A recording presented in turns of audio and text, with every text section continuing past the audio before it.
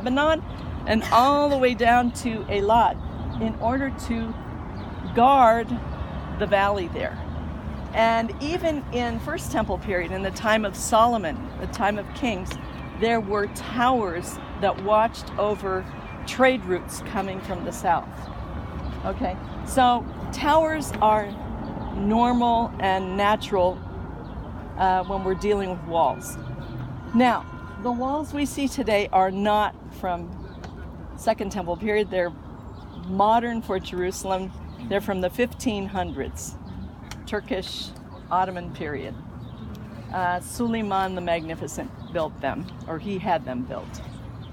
Okay, and the bodies of the architects of those walls are buried inside of Jaffa Gate. Okay, now the first thing we're going to do while we have good weather is we're going to walk down by Jaffa Gate, and then we're going to continue over to the Praetorium. And we're going to begin at the Praetorium. Actually, can we mark all these maps first? If you want. Okay. All right. What do you want to say about just these maps? Say which period the maps are and the basic dates. Oh, okay. So everybody's, as we go, then you know which one you're on. Yeah. Hold on. Hold your. Okay. Now the first map that's important. There's a topographical map, but which is kind of shows you Jerusalem and how it sits on the hills. This is the First Temple period. Okay. This map. So mark it First Temple period. And First Temple period begins with in Jerusalem with the conquest of Jerusalem, David's conquest. And then it ends with the destruction of the first temple by the Babylonians in 586 BC. Okay. All right. That's a very important map. Next is what we just did, the Second Temple period. Okay.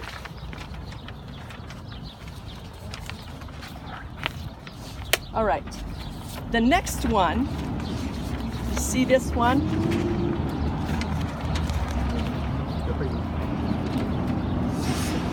Now, one of the reasons why they don't have much on this map is because they're still discovering this particular period. This is the period of what's called Aelia Capitolina. Aelia is A-E-L-I-A. A-E-L-I-A. Yeah. Aelia. That was the family name of Hadrian, Caesar Hadrian.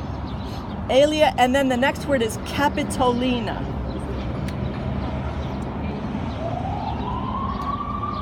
Okay, Capitolina. Now, this begins with Hadrian, Caesar Hadrian, coming to the land, and he decides to rebuild the whole city. He wants to renovate it to the way he wants it, which means, and I'm going to talk about it down at the Praetorium, because it's kind of a long story and you should be sitting down and taking notes. But this period runs from about 132 AD or CE, and this plan, this city plan, goes right on up to today. Okay? The walls, the way the walls are laid out, and so forth. And that's somewhat problematic, and we'll talk about that. Okay. Next one is this one. You have that? Okay. This is the Byzantine period. Okay, Byzantine period. This is under the Roman Empire as it became Christian from around 320 until it is conquered by Islam. Not really conquered, I'll tell you the story. Islam in 629, 630, okay? So around 300 years we have the Byzantine rule in this country, especially in Jerusalem, okay? And they do a lot of work, so we will study that. Then we have this map. This is the first period of Muslim rule after the Byzantine period, and it is called early Muslim period. Okay? Early Muslim period. And it was the Umayyan Caliphate. Umayya. U-M-A-Y-A. And that's roughly from about 630 until the next period, which is actually there are several periods. I'm not going into Islam totally, but I'm going to this period, which begins, so say 630 to 1260, and that it includes a lot of different conquests, but they're all Muslim. This is begins in 1260,